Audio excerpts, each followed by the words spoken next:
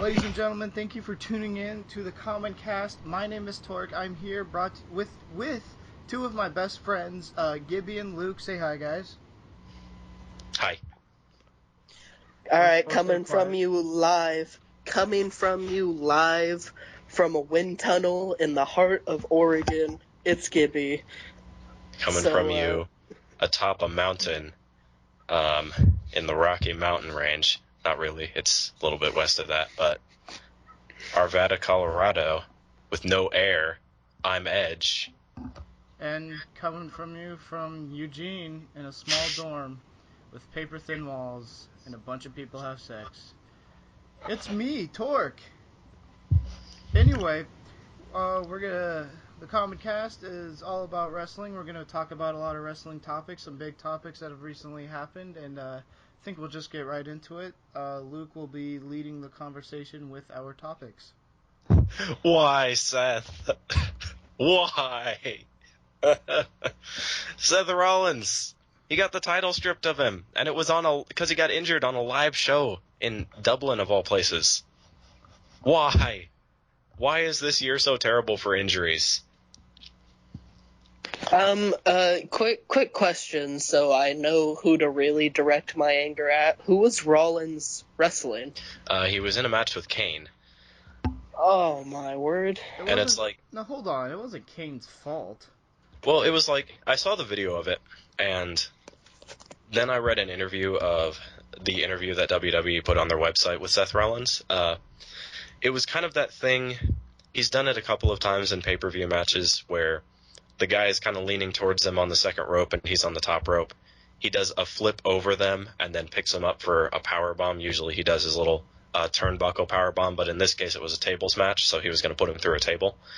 And instead of landing on the bottoms of his feet when he went for the flip, his right foot kind of landed on the side, and the force tore his MCL and two other important parts of his knee.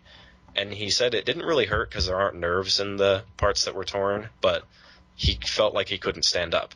He finished the power bomb, but like he couldn't stand up after that. Like, it was, you watch the video, once you know what's happening to his knee, you're kind of like, ugh, that's not good. That's not good at all. I mean, this obviously sucks because Seth Rollins was a fantastic heel holding the title. I mean, obviously he wasn't booked greatly, but he's done some phenomenal things. I mean, if you look at what he's done, he was the first one to cash in Money in the Bank at WrestleMania and be successful. Then he was the longest champion who has cashed in Money in the Bank. He is the first person to unify the U.S. and WWE World Heavyweight Championship. He beat the Icon Sting. Like it or not, beating Kane was actually pretty big. I mean, if you look at it, because when he was the Demon, he RKO'd the Viper. He overcame the odds in a Fatal 4-Way against Roman Reigns, Randy Orton, and Dean Ambrose way back when. And I think that's... and he was the first NXT champion. I mean, Seth Rollins is pretty big, but him being injured, I also want to look at this as an opportunity for the WWE to see if they can actually provide a good storyline without Seth Rollins, because right now there are no main event heels at the moment. Yeah, and really, this is what, not the injury at all, but this is what WWE wants out of their wrestlers, out of their developmental program.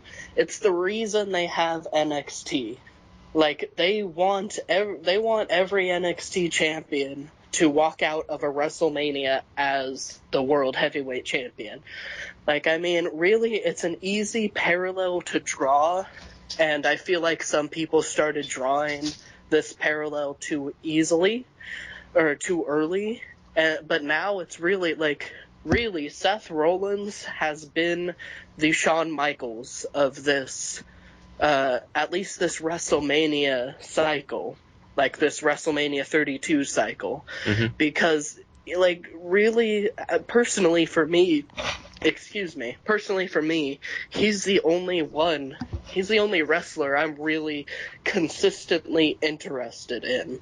Like, Seth Rollins is the guy I want to watch, and he's been wrestling every pay-per-view, and he's been getting himself in storylines that we've been that like he made a Kane storyline interesting for the first time in almost a year, when Daniel Bryan was doing it, and Daniel Bryan, at one point anything he touched turned to gold. So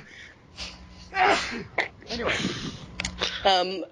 pretty similar. That's what Seth Rollins has been doing for the past 7-8 months. He's been turning stuff into gold, and like really, he's been, for the most part, the only wrestler I've been interested in watching.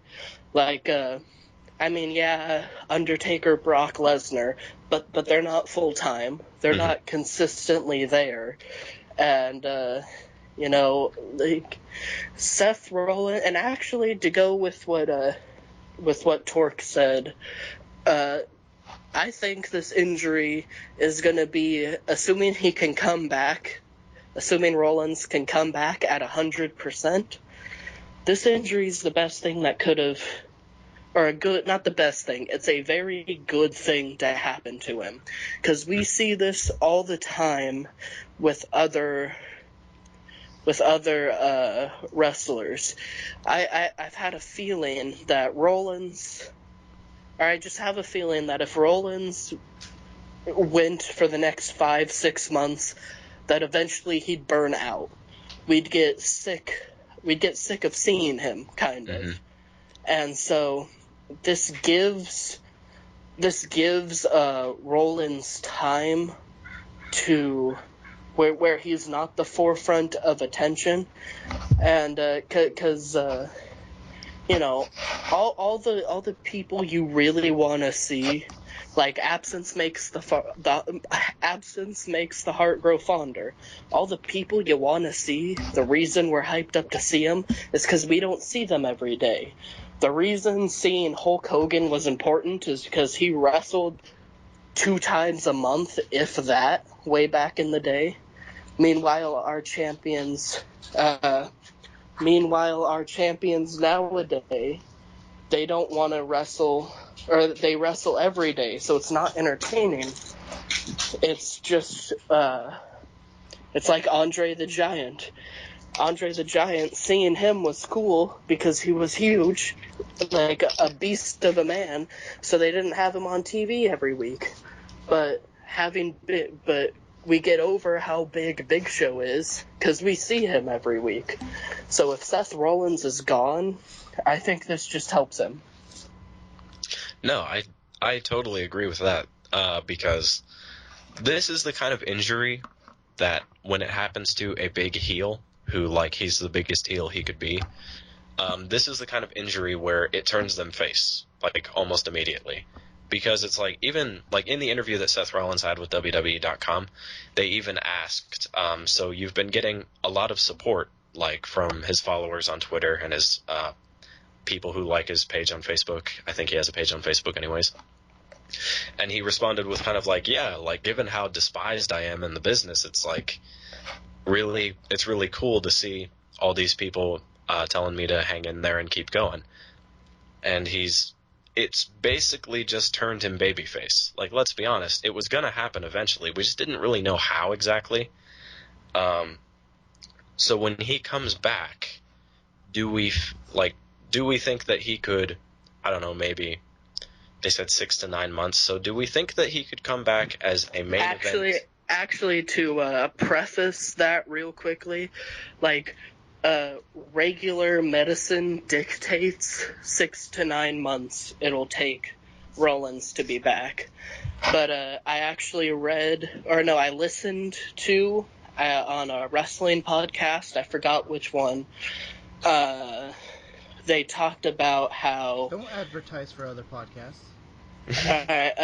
Well, we're a YouTube channel, so, cross-branding.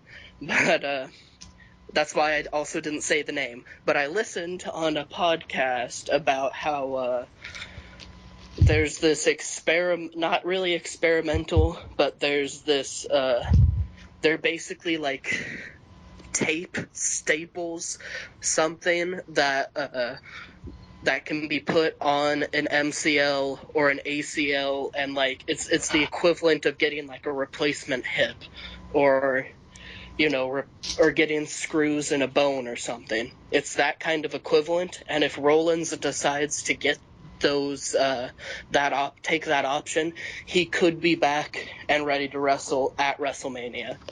Well, in the official statement, he didn't just tear his MCL and his ACL. He tore like one other big tendon that goes through there. It's like his something with an M or something. Well, yeah, but these guys were talking specifically about Rollins and how if he took that course of treatment, he'd be back for WrestleMania. Well, I mean, Rollins is a young enough guy that I could see him, if he were to take an experimental treatment and it worked like that, then he could be back for WrestleMania. Like, he's young and spry enough, you could say, that he would recover pretty quickly. Thing is that I don't know if he's going to do that, because they said he's going in for surgery on Tuesday. So that'll be today is the 8th, that'll be the 10th. So no promises if that news got around to him. Of course, he's pretty big in fitness, so he probably knows about all the different options that he has. Or if he doesn't, then WWE has obviously made this stuff clear to him, because they clearly want him back, because he's the only main event heel that they really have. I mean, yeah, you got Brock Lesnar, but they're over main event heel. Yeah, that's over main event heels. There's the rumors now that they're going to turn Ambrose heel to try to fill that void, which I don't know. I'm kind of torn on that. I don't know if an Ambrose heel turn is really going to progress his character at all. I mean, maybe that's not what they're interested in right now. They're probably just looking for a main event heel, and they know Ambrose can main event. Well, maybe... I know, because obviously Ambrose doesn't win a lot. If he turns heel, I think if he's going to pull it off, he has to win. Because, I mean, if Ambrose just loses as both a face and a heel, I mean, that's just kind of be uninteresting. And hopefully, if he does turn heel, he'll get some wins. I am fully and 100% invested, and I don't care if this is predictable. It's very predictable, actually. I am 110% invested in this, because it would work so poetically. Like fate opened up so that this storyline could be possible. But I am fully in favor of Dean Ambrose and Roman Reigns both making it to the championship match in the Survivor Series tournament. They build it up like it's going to be just, a respected contest between friends. And then Roman Reigns screws Dean Ambrose with the help of the Authority and becomes the corporate or the Authority champion. And just like how The Rock screwed Mankind when they were both faces in Survivor Series, or in the late 90s, 98, I think. And that's how The Rock became champion. He screwed Mankind by siding with Vince McMahon and becoming the corporate champion. I am fully in favor of Roman Reigns doing what his cousin did, in a similar fashion. Because then, if we're looking further down the road, if we put on our booking goggles, all right, our booking hats, then that would be a good way to set up The Rock versus Triple H, or possibly The Rock versus Roman Reigns at WrestleMania, because The Rock will come back and The Rock could come back and go, Reigns, what are you doing? Then get angry at Triple H. Hey, you're making my cousin a bad guy, essentially. And so then there's potential storylines there. So But even not looking that far ahead, this is just a perfect chance for history to repeat itself. And I think most of us can, or like all three of us can agree, just from what I know, what I've heard you talk about, that if Dean Ambrose and Roman Reigns are going to be in a rivalry, Dean Ambrose should be face and Roman Reigns should be heel. Okay, I absolutely agree with that, but I mean, because I want to see that. I'd rather see Roman Reigns turn heel because I think that'd be a better heel. But then again, creative hates Ambrose, so I'm thinking Ambrose is gonna turn heel rather than Roman Reigns. As much as I'd hate to say it. All right, but creative. That's not the point. Creative doesn't hate people and turn them heel. They just use them wrong or don't use them at all. Well, I'm saying you could turn Roman Reigns face or heel, have Dean Ambrose stay face, and then they could have 3 matches or whatever, and Roman Reigns wins them all. Like that's if you same probably would happen with Dean Ambrose. If Dean Ambrose turned heel, Roman Reigns would still probably win all 3 of the matches if they did 3 matches. So I mean, it doesn't that would be creative saying, hey, we don't trust or like Dean Ambrose. So it doesn't matter whether he's heel or face. well, here's the thing about Roman Reigns, though. And, like, I went to Monday Night Raw last week. It was out in Denver, so I bought a ticket and went. When Roman Reigns, he had 2 entrances. He had the opening promo, and then he was in for the main event, which was this big, like, Survivor Series tag match on a Monday Night Raw of all places. Both times that he entered, there was not a single person booing him in the entire arena. Like, it was a little bit shocking to me because we were there. We were watching WrestleMania 31. Like, we weren't in the arena, but we were watching it on the network. And the boos he got in Levi Stadium were deafening. And to think that it's not even a full year later and now he's getting cheered by all these people. If I were creative, there are one of 2 ways that I could see this going. There's an obvious better way and an obvious worse way. The obvious better way is you take the momentum that Reigns has and you turn him heel. Because all the marks are going to be like, well, he's a heel, so we get to boo him, but he's getting pushed as a heel, so he kind of fits into that we don't like him category, and then it would work. Because then you can have him turn face down the line if you really feel it necessary. But right now, Reigns is that scary guy who, if you turn him heel and put the championship on him, he's cemented himself. Like, he's going to be a main eventer for a while after that. The obvious bad way, you have him win the champion as a face. Yes, it would kind of set up maybe a Lesnar-Reigns rematch at WrestleMania, which apparently some people want to see. I'm not a huge fan of that idea, but there are some people who do want to see that. In both scenarios, Reigns is going to be champion. Like, that's the point that I'm going to make about this, is that no matter what, he's going to be champion. It's just that they have to turn him heel, have him hold on to the belt until somebody, some up-and-coming guy, some big baby face who has all the momentum behind him to take the title off of him. That has to come down the road.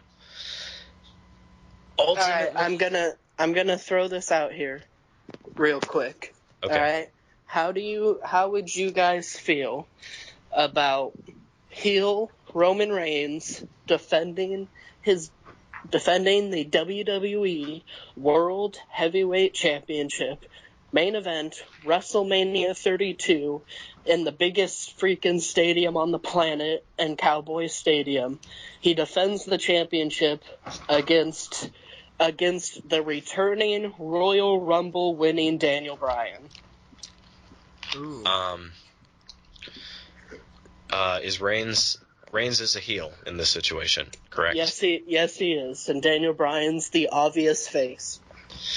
I would like it because, again, Daniel Bryan is the underdog because Reigns and Bryan already had a match and Reigns won for some unknown reason. But anyway, obviously he's the underdog, and Daniel Bryan already has a loss against Roman Reigns. So I mean, there's kind of a storyline there. It's not big, but there is a storyline. I would like to see it as long as Daniel Bryan wins. But yeah, I would like to see it.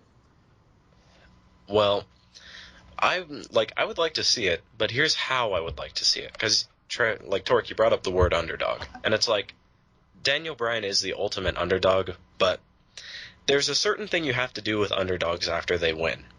And this I said on a previous podcast when we were talking about Bayley. How I said I like how they're booking Bayley as the NXT Women's Champion. Because she was the underdog before she won the championship. And it's like, okay, she's not the underdog anymore. She's Superwoman. She is the hero here.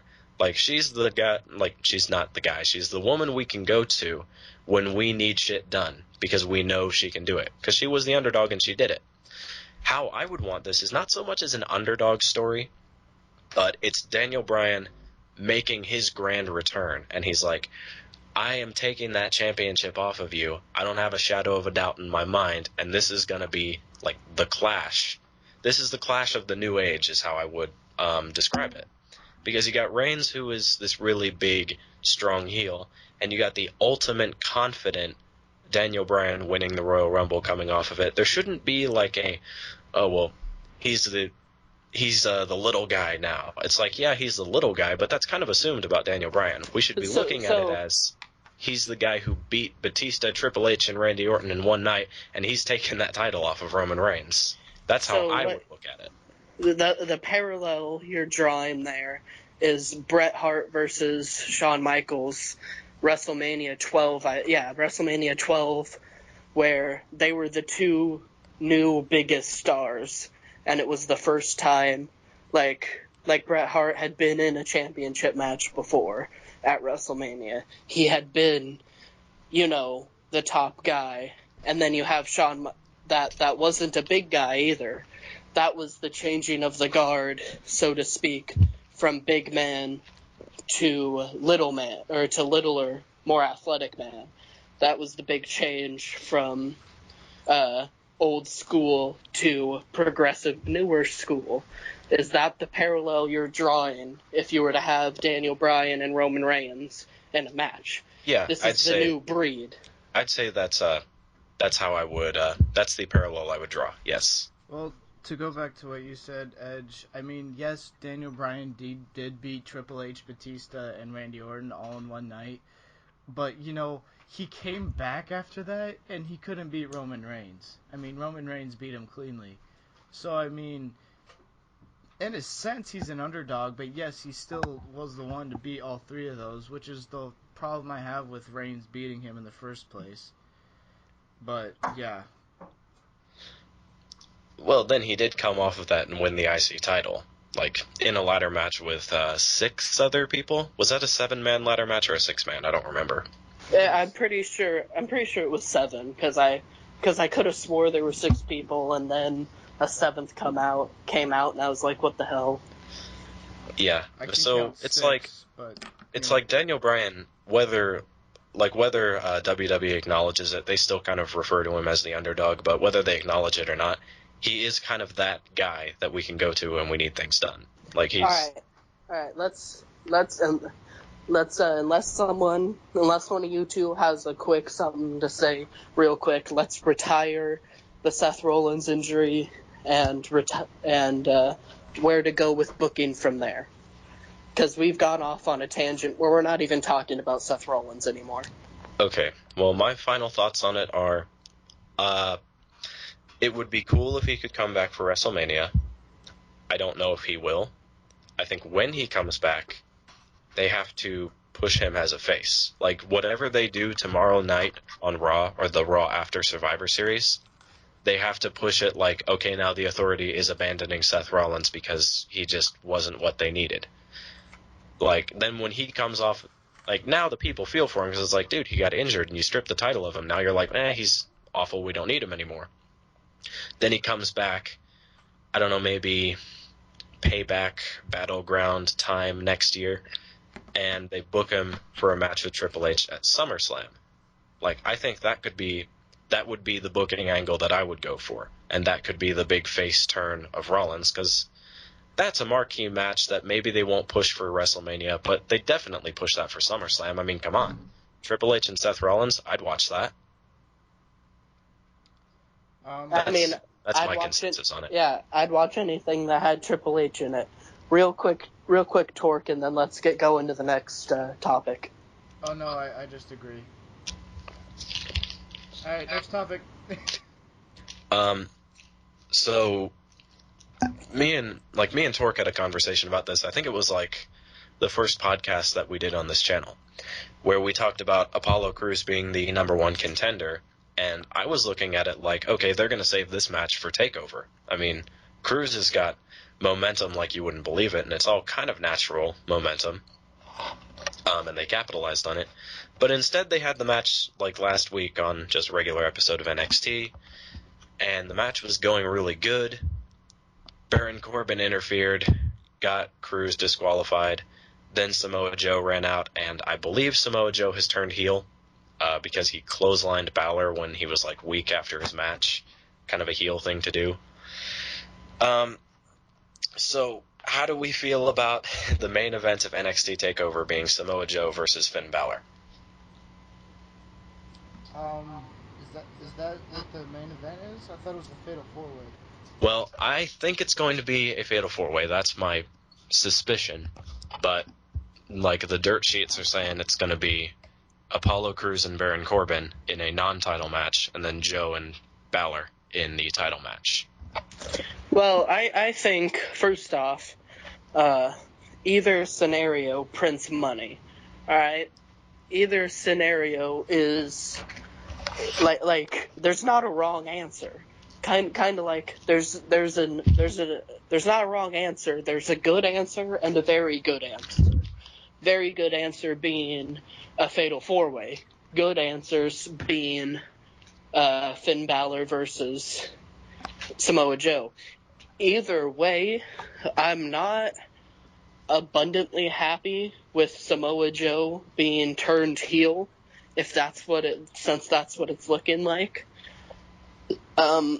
Just because I've been watching him, or I watched him for a long time on NXT, and he was my favorite NXT wrestler, and the whole time he was entertaining, or when he was like superstar quality, was when he was face. Alright, and then there was a time right about in 2011, 12-ish, where he turned heel. And, I mean, coincidentally or not, that's when I stopped watching TNA. Like, yeah, I was going to say, you said NXT at first, and I'm like, wait, NXT 2011? Are you thinking of TNA? Yeah, oh, sorry, yeah, I'm thinking of TNA. Like, when Samoa Joe was in TNA, he was, like, his most entertaining moments was when he was a babyface. So, I mean, a heel could work out for him. I think maybe WWE are just experimenting with him being heel in NXT, and then when he gets up to the main roster, he'll debut as a babyface. Like, they're just trying to see if a heel run could work. Yeah, I agree with that. Like, I like Joe as a face because he's kind of like, he's the big Samoan badass. I mean, how can he did Rikishi and Umaga's gimmick and made it cool? Like, I don't see how you could really go wrong with that. But the thing at least I forget, and I'm not innocent of this, and a lot of people aren't, is that we forget that NXT is still technically a developmental promotion, meaning that when they turn somebody heel or face, it doesn't necessarily mean that that is set in stone. They're probably just experimenting with it because it is developmental. I think a common problem that wrestling fans have is they hold what wrestlers do in NXT to, like, the same standard as what they do in WWE, and I mean, I think that wouldn't happen in any other sport necessarily. Like if you're a pitcher in the minor leagues, or no, pitching's too hard since I don't know baseball too well. If you're just like a first baseman, all right, and you hit 50 home runs in the minor leagues and you get called up to be on a major league team, then like the people are going, like the fans are going to go, all right, well, you got 50 in the minor leagues, but now what are you going to do? And if you hit 10 home runs in the major leagues, they're going to be like, see, you weren't that good. And I feel like that's what some people like NXT is supposed to show the potential.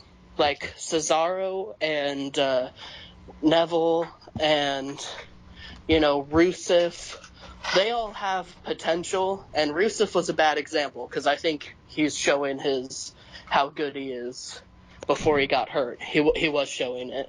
But I'm saying Neville and Cesaro, partly because they haven't been pushed too hard, but they don't show the potential in WWE that they showed in NXT. And people are still clinging to, well, they did it in NXT. Well, maybe they won't ever do it again. Mm-hmm. And I'm not saying I don't like those wrestlers, but I'm saying at some point what they did in NXT doesn't really matter. What doesn't really save them if they're doing bad in WWE is my point. Doesn't really matter. But no, I agree with that, and I kind of use Neville as actually a perfect example of that, because he's like the longest reigning NXT champion. So we're thinking, okay, he lost the title, he's moving up to the main roster. Sure, and we were right, he moved up to the main roster, and we're like, oh boy, he's gonna be the biggest babyface ever. He's gonna be the next Rob Van Dam. He's a flyer. He's got this NXT background, and then he feuded with Bo Dallas for a while, and then feuded with Stardust, and now he's not really doing anything. And it's kind of like where we need to remember that NXT is developmental. Like, I'm terrible at this. I look at it and I'm like, wow, this guy's great in NXT. That means he's going to be great on the main roster. An example of that, and I know that this is going to bring some heat real briefly, is Tyler Breeze, because I feel we have some differing opinions about Tyler Breeze on here. I think he's a solid performer. I think his gimmick is terrible. And I think that on the main roster, he doesn't have a chance. I know that, Gibby, you may have a different opinion about this, because I know that you are a avid Tyler Breeze supporter, or at least you were when we were watching TakeOver Brooklyn.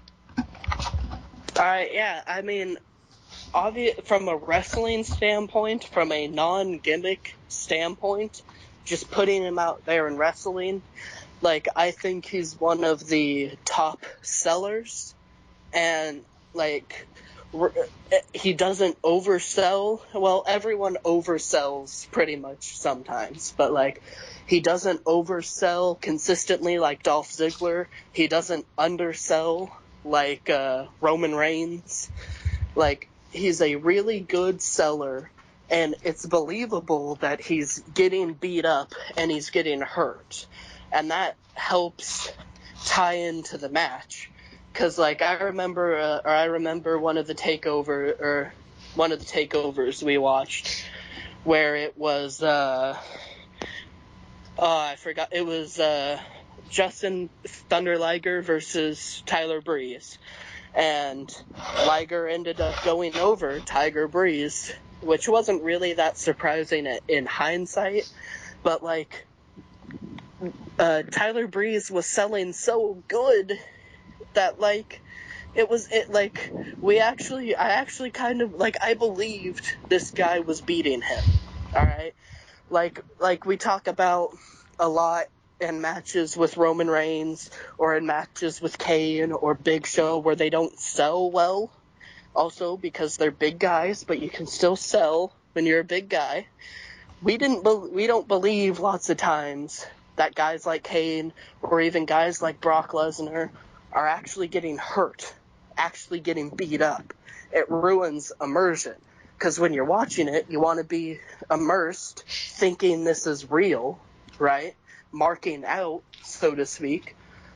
So Tyler Breeze, he's a perfect guy to mark out on because you believe he's getting beat up.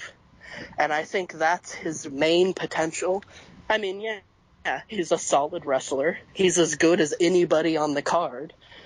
And his gimmick, I'm going to change my tune a little bit. I personally enjoy his gimmick. I think it's funny. I think it's topical. Like, it runs with the trend of what's going on in modern day life. But, I mean, I think he's going to need changes in his gimmick. I mean, Triple H didn't start out as the cerebral assassin. He started off as a posh, half-British man who, a blue blood, or not blue-blooded, but royal figure. Like, Triple H wasn't Triple H immediately. I don't think Tyler Breeze is going to remain the Sultan of selfies for his entire career. Yeah. Like, he's gonna change at some point, and then the sky's the limit. Yeah, and this, like, to try and draw it all the way back is, like, we said that NXT, we need to remember that it's a developmental, it's basically developmental territory. So stuff that happens on there shouldn't be set in stone.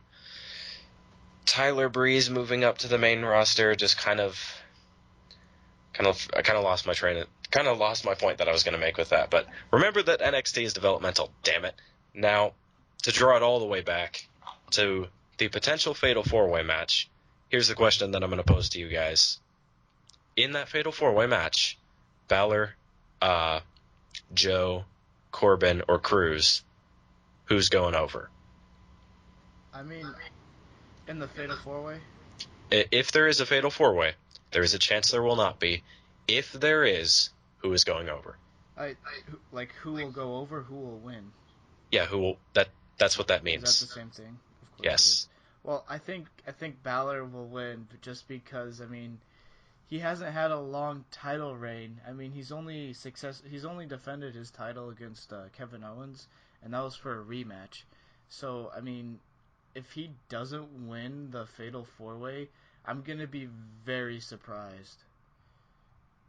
All right, well, there's rumors on the horizon that one of the members of the Undertaker's team at Survivor Series, they haven't officially announced that that's going to be the 5v5 Survivor Series match, but there's rumors that one of the members of Taker's team is going to be Finn Balor, and he's going to be a surprise entrant in the same way that Taker was when he debuted. That being said, if that were to happen, do you still think that Balor is going to keep the NXT title? Well, because I didn't get a chance to answer before that news, it doesn't really change. It doesn't really change my answer. I think Apollo Crews wins it no matter what. Like, because I've always felt this. But Finn Balor, Samoa Joe. Excuse me. Finn Balor and Samoa Joe, they don't need to be NXT champion. They don't need that, like, on their resume. Like, actually, a little bit of heat coming my way. I feel like since he's been champion, Finn Balor's been less entertaining. Like, and maybe that's just because I thought he was entertaining because he was new. There was something different, and now that I'm seeing him more consistently, it's not as entertaining. But, I mean, like ever since he became champion, like, I wanted to watch NXT for Finn Balor. Then after I saw him win the championship, I just haven't been interested in him anymore. And so I think guys like Samoa Joe, guys like Finn Balor, I really think that, and this may, if any, like, WWE wrestlers are actually listening to this, I apologize, but I really think those two shouldn't have been in NXT at all.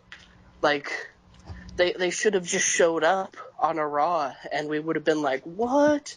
What is going on here? Like, them being on NXT, like, because it's developmental, it almost hurts their stock to be there. That's like, to talk about soccer real quick, that's like Messi or Cristiano Ronaldo coming to play in MLS in America right now. You just don't do that. It would ruin their stock. They're too good for it. I think Samoa Joe, Finn Balor are too good for NXT. So them being there is kind of making it a little stale, or making them a little stale. Meanwhile, I will agree with you on half of that. Is that, yes, Samoa Joe totally should have gone on to the main roster. The thing about Finn Balor, and I'm not saying that him being in NXT has been the best thing for him, it's definitely been good for him because it brought his character, like, attention to American audiences. Because, like, think about it. Not everybody is staying up to date with what's happening in New Japan Pro Wrestling. So, like, when somebody says, oh, Prince Devitt is signed by the WWE, everybody's going to be like, huh?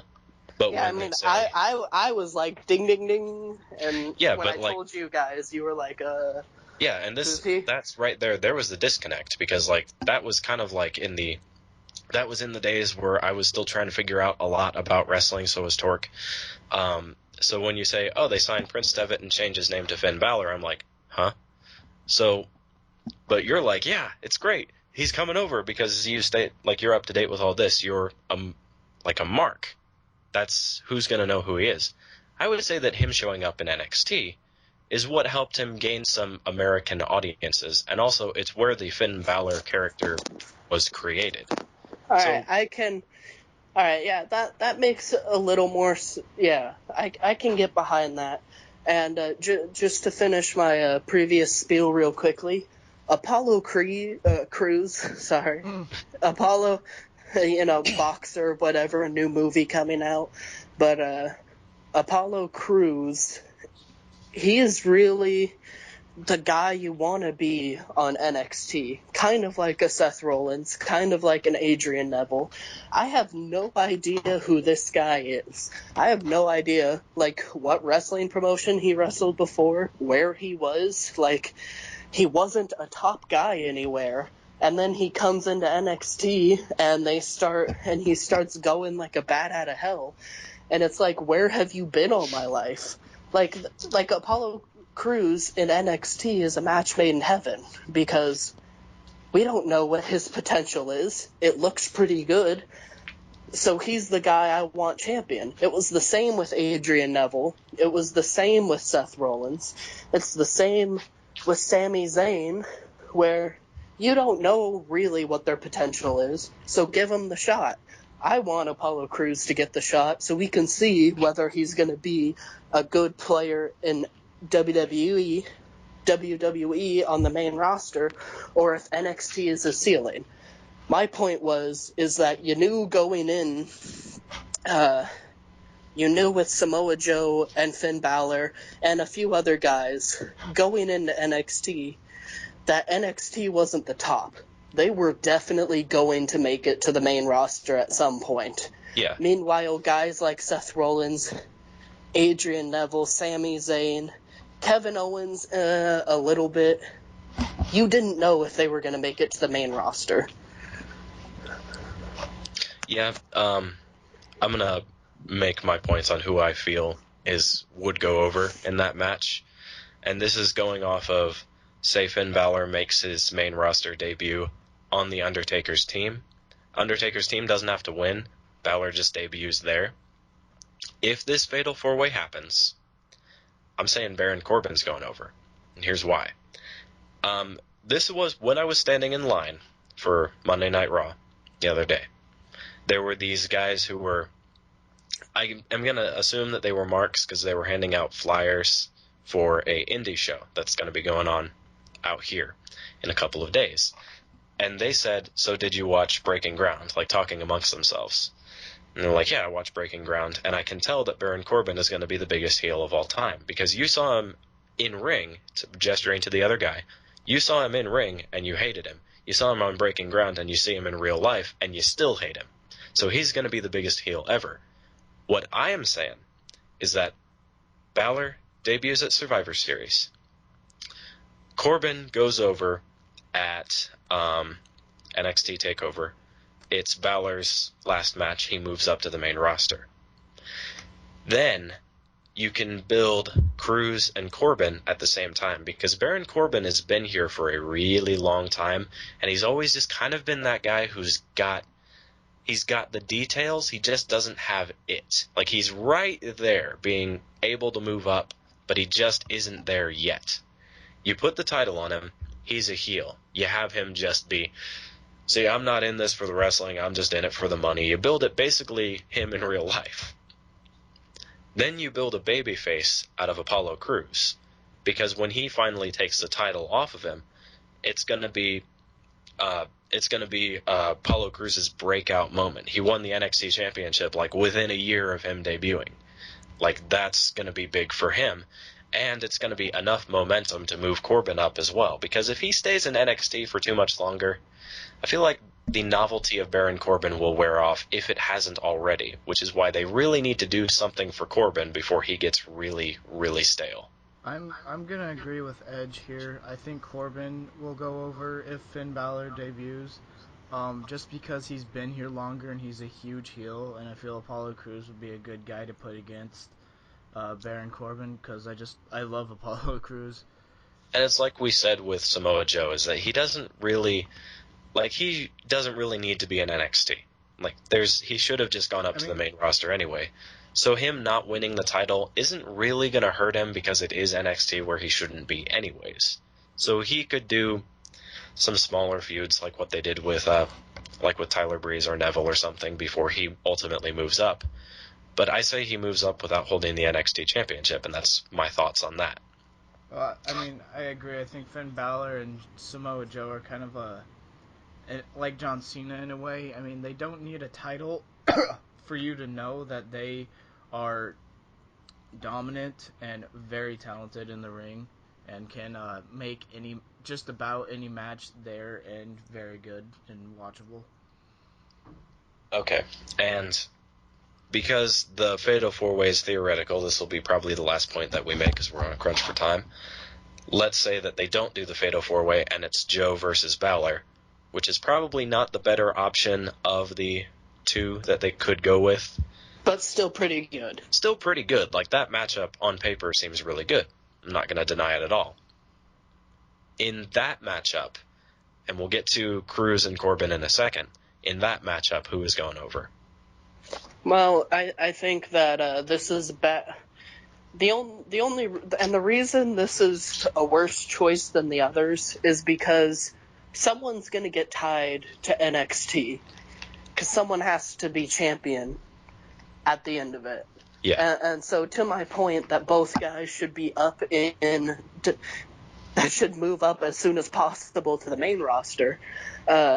It's not ideal to have one have to be champion, but at this point, I'd keep Finn Balor champion, even if he debuts on the main roster. I'd keep him champion, because, kind of to your point, Luke, is he can still build his following in America, right, being NXT champion.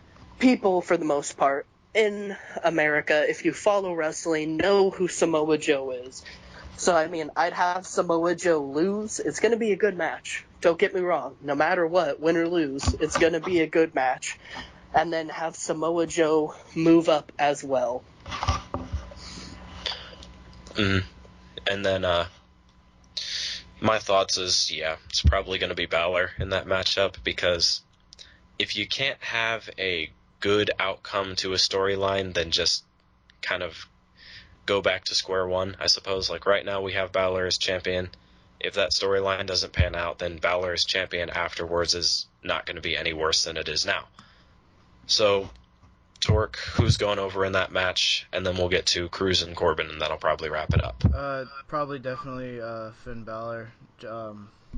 Just because, again, there's not really any good outcome, because, like Gibby said, one's going to get tied to NXT, but, I mean, it's definitely going to be how about they go about it, because if either of them win, they still got to debut on the main roster, whether it's Joe or Finn Balor, but I think Finn Balor would win.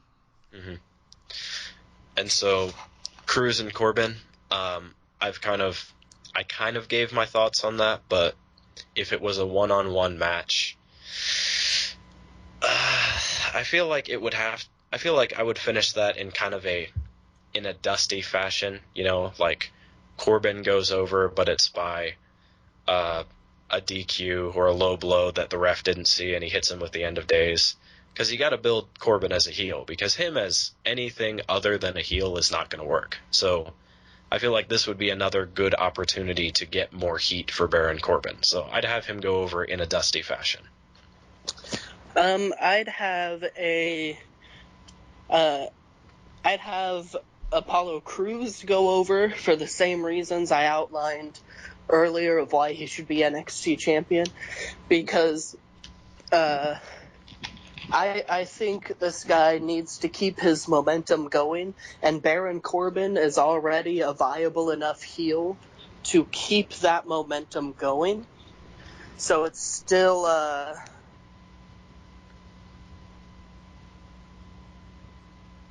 Hello? it's still a Sorry, we're having some technical difficulties right now. Gibby.exe has stopped working.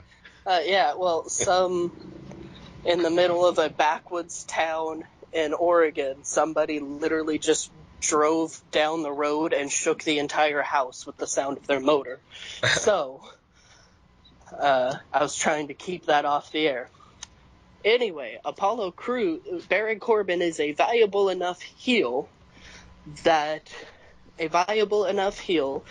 they should that it'll help Apollo Crews stay on top of the NXT world, like keep him hot. And a hot Apollo Crews, I think, can carry NXT. It can carry NXT and make them a bigger main event style.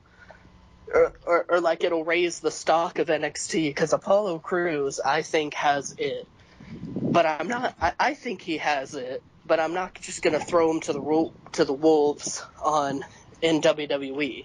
Mm-hmm. Like, I think he has it. Let's see if he has it. So let's keep him winning. I would, however, have Baron Corbin try to cheat to win, and it just doesn't work. Like, referee gets knocked out, Baron Corbin does a low blow, end of days, and then he pins Apollo Crews, but the ref takes an extra, 5-6 seconds to realize there's a pin, and then he goes 1, 2, Apollo Crews kicks out, and that way it's not, Apollo Crews just kicked out of the end of days. It's Apollo Crews kicked out of the end of days with an extra 10 seconds added to it. So I'd have Baron Corbin try to win by cheating, but actually end up losing. Yeah, I could see that working as well. I like that. So I think that just about wraps it up. Actually, I wanted to bring one talking point back real quickly, and I don't know, maybe it's just I'm still seething over the ending to Hell in a Cell, where Undertaker gets carried, and this is almost more should be a pipe bomb, but I want your guys' input on it. But nobody came to save the Undertaker. Yeah. Nobody came to save the Undertaker. And I'm not saying they needed to save the Undertaker, but no one tried. This was a perfect chance where it doesn't hurt anybody, it doesn't hurt the storyline, where Adrian Neville or some other lower mid-card babyface could run out one by one and try and save Undertaker. Because if you're trying to say Undertaker is pretty much the most respected man in the business of wrestling, he's the most even if we're talking kayfabe, he is widely respected as one, if not the best. And after a hellacious match, and you see him getting ganged up and beaten down, that not a single babyface runs out and tries to save the Undertaker. Yeah. Like, you see it. Yeah, like... Yeah, and then that's the other thing, is JBL and Jerry Lawler, they're still having matches in, like, one-off matches in indie promotions. They keep themselves in wrestling fitness. What I'm saying, wrestling fitness, what I'm saying is if you see 4 young guys beating up a 50-year-old man in real life, you don't just watch it and talk about calling the police. You call the police and you try and stop it yourself.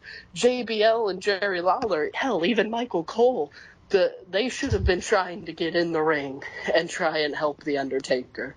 Now, that being said, if Adrian Neville or JBL or Jerry Lawler or any of them try and get into the ring, they do it 1v1, or they do it one at a time. So Adrian Neville jumps in, he gets beat up by all 4, thrown back out. JBL jumps in, he gets beat up, thrown out, you know. They didn't have to save him, but just the fact that no one tried to save him insults my intelligence as a viewer. It's like, initially, when I was watching it, I didn't, like, even think about it. I was like, oh man, this is going to be a setup for the Survivor Series match. And I just kind of went along with that. But then I heard, like, I listened to some other people talk about it, and I'm like, no, yeah, somebody should have come out and saved him. Like, it could, because I was initially thinking, okay, where's Kane? Kane doesn't come out. And I'm thinking, okay, where's Lesnar? Lesnar doesn't come out. And then I think, okay, where's Sting? And Sting doesn't come out. And I'm like, The Rock? No? Adam Rose? Anybody? Yeah, it was very bizarre. And just because it would happen back in the 80s when Dusty Rhodes was getting beat up by the 4 Horsemen, all the lower class baby faces would come out and try and save them, and they'd get beat up because it's the freaking 4 Horsemen. And then, but it brought believability that real people don't let other people just get maimed right in front of them. And it would also happen for Evolution during the Evolution days, where Evolution would come, beat up their Chris Benoit or some main event babyface, and then almost every time freaking Marvin, that's literally just his name, or Marvin, maybe, I guess, Manavin. He would small dude, he would come out every freaking time to try and save that babyface, and he'd always get beat up. But it brought believability to it, where if it's a match, all right, you're wrestlers, you sign up for that match, that's what you do. But now it's just a mauling. So someone should come and try and save it and not insult my intelligence as a viewer. Yeah, I do agree with that, and we'll hold off any thoughts on that because that is a very solid pipe bomb topic. That's like all the points that I had written down for this. Any closing thoughts, because we are on a crunch for time now? No, I don't have any closing thoughts. I mean, I wish someone would have just back to Gibby, just someone should have came out. It literally could have been anyone, actually. I mean, maybe not Curtis Axel, but close to anyone. Alright, and I just want to remind you people to hop on your social media, your Twitter machine, follow at TG, that stands for Torque Gaming, in case you're confused, at TG Commoncast. That is where you will find all the news. We'll let you know when all the videos are coming up. And that is your one stop, besides the YouTube channel, to know where all the things are, what all is going on in Common Cast. I'm working, hoping to try and get it to where we could live tweet wrestling events, such as Raw, such as pay-per-views, where we'll live tweet those. But it won't matter, because you won't see it if you don't go over, drop an atomic leg drop, drop a bionic elbow baby, drop a rock bottom on that follow button. And while you're at it, subscribe to the channel.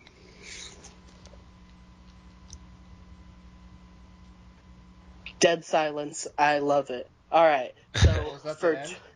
for Torque, for Edge of Space, I'm Gibby, we're Common Cast. We'll catch you down the road as we ride off into the sunset.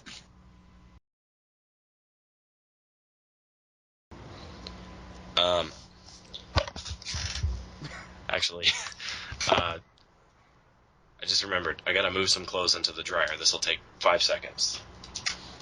1,000, 2 1,000, 3 1,000, 4 1,000, 5 1,000. All right, ladies and all right, gentlemen, we are the just- Common Cast and brought to you.